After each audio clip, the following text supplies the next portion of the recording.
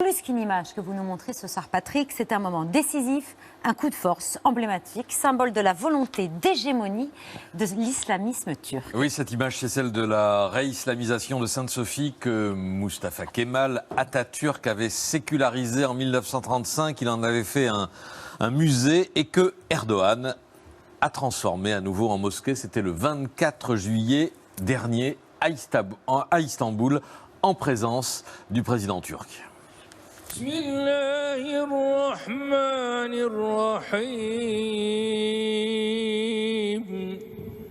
Ayasofya Camii Şerifi'nin ilelebet kıyamete kadar ibadet geçen herkesin bütün geçmişlerin ruhlarına hediye eyledik, sen kabul et. Euzu billahi mineşşeytanirracim. Bonsoir Gilles Kepel. Bonsoir. Merci de votre présence ce soir à l'occasion de ce livre que vous signez chez Gallimard dans la collection Esprit du Monde sur le prophète et la pandémie. Le prophète, on vient de le voir. Oui, il y a lui, mais dans la région, il y en a eu d'autres. Il y a eu les accords d'Abraham. Donc les prophètes sont très sollicités en ces temps de pandémie qui sont propices finalement à la recherche de beaucoup d'exutoires ou de boucs émissaires. Cette scène qu'on vient de voir, Istanbul, 24 juillet, marque le début de votre livre. Elle en est l'un des axes. Vous parlez du coup de force de Sainte-Sophie et du coup d'éclat qui vise à chambouler les équilibres au sein de l'islam mondial. Pourquoi ce qui s'est passé là?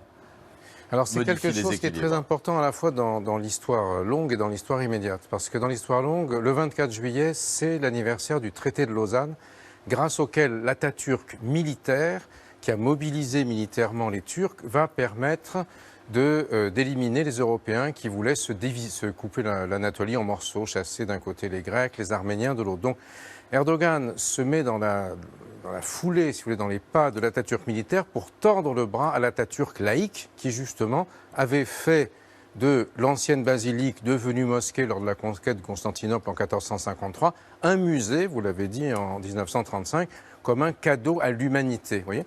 Donc ça, c'est un premier élément qui va lui permettre de renforcer son pouvoir dans un Moyen-Orient en fragments où l'hégémonie sur l'islam est un très gros enjeu politique.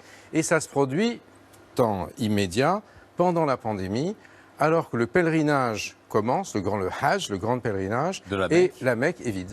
Parce que les Saoudiens, eux, respectent strictement les règles de prophylaxie, et au lieu d'avoir des images où on a 3 millions de personnes autour de la Kaaba, on a quelques personnes qui sont là en témoignage, et c'est un coup de force qui va ensuite continuer tout l'automne, avec notamment le rôle très important que joue le président Erdogan dans la mobilisation anti-française contre les caricatures, qui est aussi une autre manière d'exorciser la laïcité turque, qui est son dada, sa némésis, si vous voulez, parce que, en fait, la laïcité s'est faite en français. Vous allez au mausolée d'Atatürk à Ankara, vous avez les textes de Jean-Jacques Rousseau, Contrat social, qui sont annotés par Turc en français. Laïque, en turc, se dit laïque. Oui. Et donc, pour lui, c'était une occasion de faire une pierre deux coups et aussi d'endosser le manteau un peu de Khomeini en 89, si vous voulez, qui luttait contre les atteintes ou les blasphèmes contre également l'hégémonie saoudienne. Voilà, c'est l'une des choses que j'ai apprises dans votre livre, c'est les objets, les concepts de la modernité sont désignés en turc par des vocables français. Oui. Et c'est l'une des choses que Erdogan ne supporte pas, qui nourrit cette hargne viscérale qu'il a contre la France. Enfin, une hargne qui va changer, parce que c'est aussi tout ça très, très, très politique, je pense. Oui, on va y venir. Oui, effectivement, il y a des coups d'éclat, des mots qui fâchent, et puis ensuite des rapprochements. Erdogan, ce geste parle à la Turquie, au monde arabo-musulman, mais au-delà du monde arabo-musulman, vous écrivez qu'il est devenu le plus important des entrepreneurs de colère, expression de votre ami et collègue Bernard Rougier, oui. Entrepreneur de colère. Oui, parce que c'est l'occasion, si vous voulez, à partir du moment où vous exprimez la colère publique, vous donnez le sentiment, vous gagnez une position de force dans le débat qui est assez difficile à contester, puisque vous traduisez les émotions et face à des gens qui sont par exemple, qui ont des positions assises, qui représentent l'État, les hommes de pouvoir, comme vous disiez tout à l'heure. Et donc là, être l'entrepreneur de colère, ça vous donne une position de force et une position d'hégémonie sur le discours. Et ça, c'est en train de se passer dans une région qui a été complètement déstabilisée, à la fois, comme tout le monde, par la pandémie, mais aussi par le fait que, vivant essentiellement de la rente pétrolière, l'arrêt de l'économie a fait que la rente s'est effondrée, que les rapports de force sont complètement bouleversés.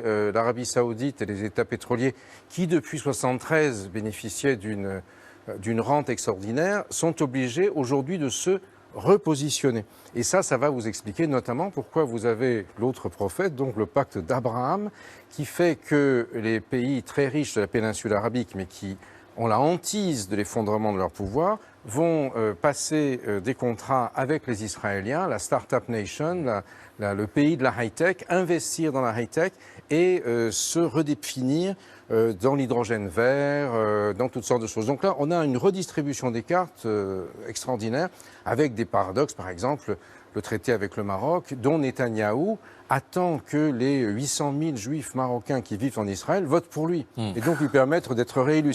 Des choses qui sont complètement impensables et qui aussi cassent le vote arabe israélien, dont un certain nombre se font ouvrir des boulevards aux Émirats et du coup votent pour des partis juifs à la Knesset, non plus pour des partis arabes. Donc tout ça, si vous voulez, moi j'ai voulu écrire ça à chaud. Vous voyez, le livre précédent qui sort en poche, Sortir du chaos, c'était une mise en perspective 50 ans. Oui. Là, je l'ai écrit pendant que ça se passait, grâce à un site formidable qui s'appelle Al Monitor, qui est toute l'actualité en permanence du Moyen-Orient tous les jours. Et bon, après, j'ai dû ajuster au fur et à mesure. On n'imaginait pas, honnêtement, je n'imaginais pas qu'il s'était passé autant de choses importantes dans cette zone d'influence et dans cette sphère-là en une seule année. Pendant l'année, voilà, on regarde l'actualité, mais là, effectivement, il y a beaucoup de choses. Je voudrais qu'on en vienne, Gilles Kepel, si vous permettez, à ce qui s'est passé sur le sol français, ce qui se passe encore aujourd'hui sur le sol français. Et là, en lien aussi avec ce qu'on vient de voir et avec Erdogan, vous parlez d'un djihadisme d'atmosphère, c'est-à-dire un djihadisme sans chef ni organisation. Et là aussi, vous liez ça à ce qu'on vient de voir en Turquie. Vous pensez que les provocations d'Erdogan font le lit ou le jeu ou nourrissent ce djihadisme d'atmosphère? De manière complètement indirecte. De même que lors de l'affaire Samuel Paty, le père d'élève, autant qu'on puisse en parler, parce que l'affaire n'est pas jugée, n'appelait pas à la mise à mort, si vous voulez. Mais ça crée une atmosphère dans laquelle un certain nombre, donc mis en place par des entrepreneurs de colère, il faut rendons à Rougier ce qui est à Rougier, des entrepreneurs de colère donc créent cette situation. Et des individus vont intervenir là-dessus, vont se faire les justiciers, vont essayer de s'emparer de ce mouvement. Sans chef ni voilà, réseau. Enfin, en tout cas, c'est très différent. Et là, par rapport à ce que j'avais analysé avant sur les différentes phases du djihadisme, le djihad en Afghanistan, puis le djihad Al-Qaïda pyramidal et le djihad Daesh en réseau. Par exemple, quand le père Hamel est assassiné à Saint-Étienne-du-Rouvray, on sait qu'il y a un type qui s'appelle Rachid Kassem, un Oranais de Roanne, qui sur les réseaux a trouvé un autre gars, Abdelmalek Petitjean, qui était en covoiturage jusqu'à Saint-Étienne, qui a manipulé les choses, mais il y avait un système. Là, il n'y en a plus. Et d'où la difficulté extrême de penser ce phénomène post-moderne, si j'ose dire. Et en ce sens, il me semble qu'on est en plein, si vous voulez, dans tout ce qui tourne autour de la loi sur le séparatisme ou sur le principe républicain qui est débattu en ce moment, puisque rétrospectivement, le discours d'Emmanuel Macron au Mureau le 2 octobre est un discours assez visionnaire, parce que 14 jours plus tard, se produisent les phénomènes qui sont décrits. 14 jours exactement, on va l'écouter. Discours d'Emmanuel Macron le 2 octobre, assassinat de Samuel Paty le 16, le discours contre les séparatismes. Il y a une crise de l'islam partout qui est gangrénée par ces formes radicales, par ces tentations radicales et par une aspiration à un djihad réinventé qui est la destruction de l'autre. Est-ce que le président a eu raison d'abord d'analyser cela, la crise de l'islam, et est-ce qu'il a eu raison de le dire de cette façon-là, Gilles Kepel? Alors, à partir du moment où l'islam est une des religions qui est des composantes de la société française d'aujourd'hui, le président de la République est fondé à en parler comme d'autres choses. Alors après que lui-même ait à se prononcer sur la crise, c'est un autre sujet. mais il n'y a pas de raison de lui interdire de parler de quelque chose qui ne concerne pas seulement le monde étranger et l'autre. Le constat est juste, l'islam est en crise. Oui, alors évidemment, que ce soit quelqu'un qui n'est pas musulman qui le fasse et qui soit en position de chef d'État d'un pays, entre guillemets, infidèle, ça passe mal. Ça ne fait pas l'ombre d'un doute. Bon. Mais il y a autre chose. Bon, on voit que là, il y a quelqu'un qui le traduit en langage des sourds et muets, c'est très bien. Mais ce discours, personne n'a pensé à le faire traduire en arabe, ni même en anglais. Du coup, évidemment, les entrepreneurs de colère et compagnie là-dessus se sont jetés là-dessus. Ça a été fait et en ont fait très vite. Trop tard. Oui, mais beaucoup plus tard. Et j'ai vu la traduction. Elle est pas bonne. Suggérait qu'on ne passe pas. Parce que c'était tout pareil.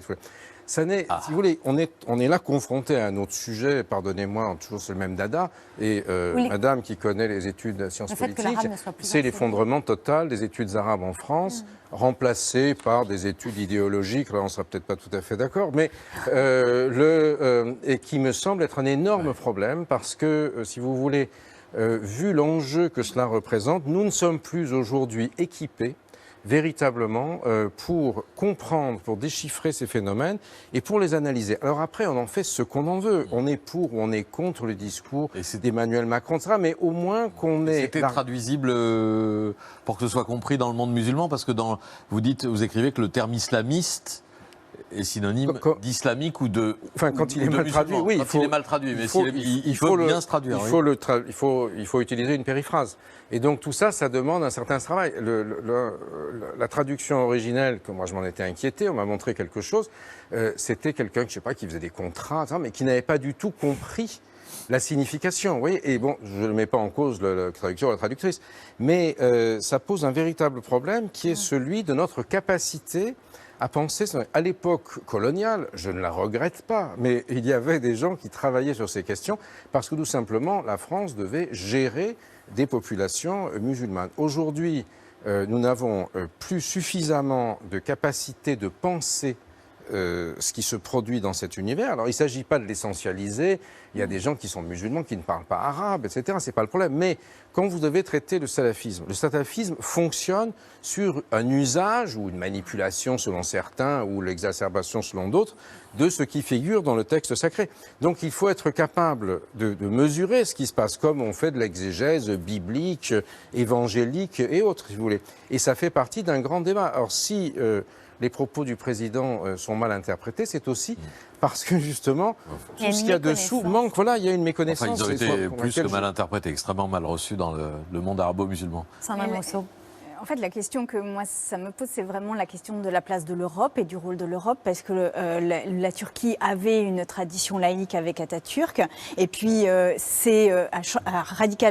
radicalement changé de visage ces dernières années. Et finalement, l'Europe, en lui déléguant la gestion d'une partie de la crise migratoire et en déléguant une partie et en la reléguant aux frontières de l'Europe, a sans doute quand même n'a pas été complètement au rendez-vous de l'histoire sur ce pays-là, en tous les cas. Oui, sans aucun doute, mais c'est aussi, du fait de sa méconnaissance, c'est également parce que tous les États européens n'ont pas les mêmes enjeux. Madame Merkel est extrêmement inquiète parce qu'il y a une très importante population turque en Allemagne qui est beaucoup plus organisée en termes électoraux que ne le sont les populations d'origine maghrébine en France.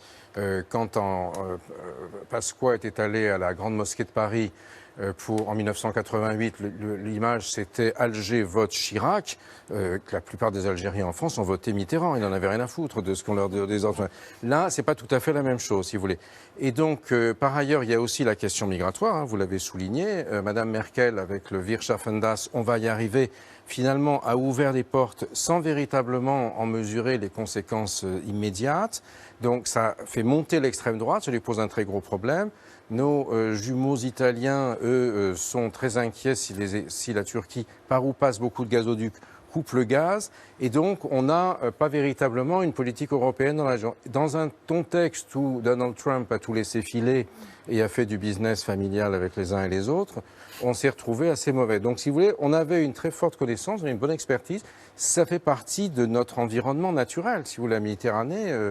nous en sommes riverains. Et donc là-dessus, moi je milite pour essayer de produire de la connaissance. Mais bon, la phrase finale du livre, vous l'avez vu, c'est « Nul n'est prophète en son pays ». Donc le prophète dans l'affaire, c'est moi. Des connaissances abondantes, érudites et illustrées de cartes. Des cartes remarquables de Fabrice Balance, elles sont géniales, voilà. ces cartes. Donc des cartes pour comprendre ce qui s'est passé dans le Golfe, dans le monde arabo-musulman, en Méditerranée et même un peu plus au-delà encore. D'habitude, c'est moi qui donne, sans le faire exprès, la fin des livres. Mais si vous le faites, cher Gilles Kepel, au moins vous m'évitez cette maladresse. Sur les romans, toi? Oui, moi je donne la fin des romans. Enfin, nul n'est prophète dans son pays. Après, on ne révèle rien de ce livre dont on a parlé ce soir et qui est passionnant. Merci beaucoup, Gilles Kepel. Le prophète et la pandémie. Une année qui change tout, l'année 2020, dans ce Moyen-Orient et ce djihadisme d'atmosphère dont vous expliquez extrêmement bien le concept. Merci beaucoup d'être venu ce soir, Gilles Kepel, sur le plateau de C'est à vous. De notre côté, c'est l'heure du 5 sur 5 d'Émilie Trague-Guyenne. Merci.